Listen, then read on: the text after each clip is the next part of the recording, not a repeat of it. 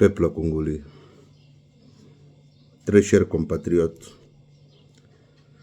nous sommes devant vous ce matin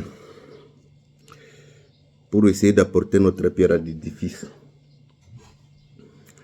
Je sais qu'il y a un bruit qui est en train de déchirer le pays face au discours du président de la République dans un forum à Bruxelles. Alors nous allons essayer d'apporter aussi notre pierre. Vous savez, dans un forum international, lorsqu'un chef de l'État doit parler, il y a toujours des règles diplomatiques à suivre. L'objectif de ces règles diplomatiques est de préserver l'intérêt de son pays, car la diplomatie elle-même exige le contrôle d'émotions, tout en évitant des scandales. Quand un chef de l'État prend la parole, il s'adresse à l'ensemble du forum et pas directement à un président qui est en conflit avec lui. Mais il peut aussi le faire. Il peut passer le message d'une manière subtile. C'est cela que se mesure la maturité politique et la maturité diplomatique. Il doit parler par un respect protocolaire. Un chef d'État, quand il parle dans un forum international d'envergure comme celui de Bruxelles, il doit respecter d'abord les dispositions protocolaires. Car l'art de la diplomatie, c'est parler à son adversaire avec respect sans perdre son calme ou ses convictions. L'art de la diplomatie, c'est parler à son adversaire avec respect sans perdre ses convictions ou son calme. Quand un chef de l'État parle dans un forum où il ne s'entend pas avec son homologue, il y a des questions. La première question que le chef d'État doit se poser, qu'est-ce qu'il veut montrer ou faire retenir de son discours? Qu'est-ce qu'il veut montrer? Ou qu'est-ce qu'il voulait faire retenir de son discours? Par exemple, prenons le cas de la République démocratique du Congo. Le Congo est victime d'une agression du Rwanda.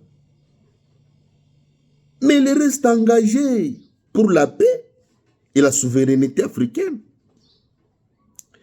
C'est ainsi, le chef de l'État, quand il voulait parler dans un forum international, il doit prendre un style.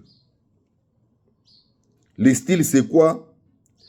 Le style, c'est il doit faire passer le message de vérité.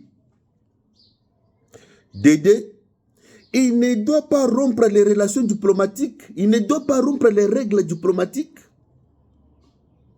De trois, il doit conserver le respect international. Car tout le monde qui sont là, ce sont des responsables, des hommes qui ont des charges d'une part ou d'une autre. Et les chefs de l'État doivent toujours utiliser les mots forts, mais le mot là qui est mesuré. Est-ce que c'est difficile de comprendre comme ça? Et les chefs de l'État doivent se positionner comme un leader moral. Quand un chef d'État parle dans un forum international, il doit se positionner comme un leader moral. Cela transforme une tension en message de leader. C'est une manière d'élever le débat et attirer le respect du public international. C'est ça une manière d'élever le débat et d'attirer le respect du public international. Un chef de l'État, à la fin, doit terminer par une ouverture de paix. Même dans la confrontation, un chef de l'État doit toujours laisser une porte ouverte au dialogue. C'est une marque de grandeur, je vais dire. C'est une façon noble de défier son adversaire.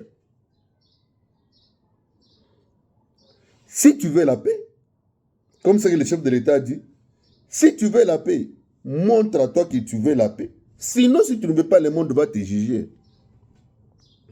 Dans un discours du chef de l'État, il doit tenir compte de ces trois éléments, mes chers amis. Il doit répondre directement à son adversaire. Il doit aussi affirmer la position internationale et nationale avec fierté. Il doit aussi inspirer le respect international en gardant un ton de paix et d'unité. Qu'est-ce qui est de difficile là-bas?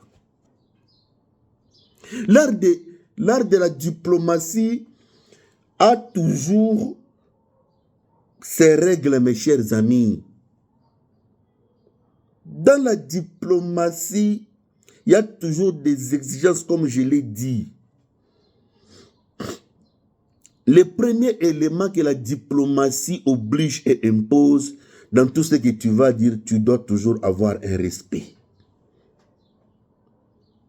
C'est ça. Et puis, les règles aussi, c'est que tu dois éviter les émotions.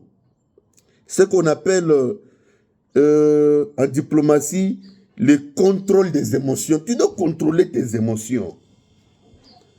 Vous pensez que le chef de l'État devait venir dans un forum très sérieux comme ça, commencer à tenir des discours comme un gamin, commencer à tenir des discours comme un petit messier? Ce sont des rencontres de grandes envergures comme celui-là.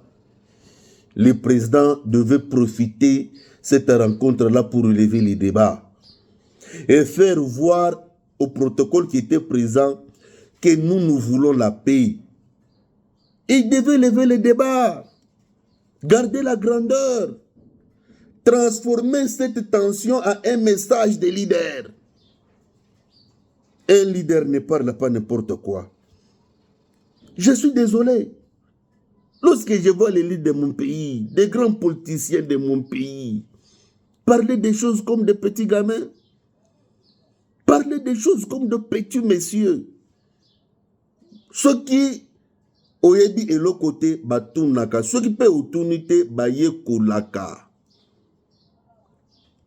Mokos Deli Sesanga, Claudia Lubaya, Seth Kikuni, na ba rencontre minene bongo président alobaka se buzo bate. Président koloba lokola militanté.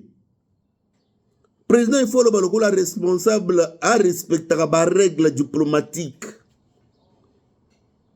Mais ba konzinanga il y a ba parti politique, mais qu'est-ce qui ne va pas?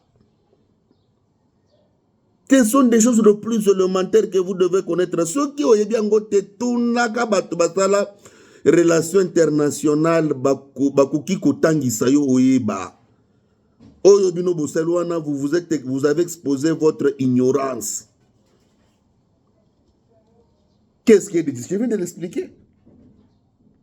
Le président devait passer les messages de vérité sans rompre les règles diplomatiques et de conserver le respect international. Il devait se positionner dans ces rencontres-là comme un leader moral. Cela devait transformer la tension en un message d'un leader. C'est une manière d'élever les débats, mes chers amis.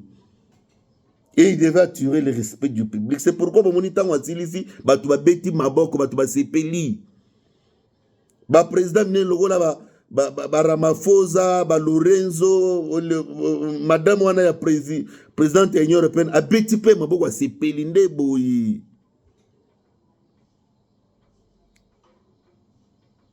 Ndaba rencontre ya nde wana nde ba jojaka niveau ya maturité politique na maturité diplomatique ya un chef d'État, ya un leader nde boyi. Mes chers amis, cultivons l'amour dans nos cœurs. Dressons nos fronts longtemps courbés et que Dieu bénisse le Congo.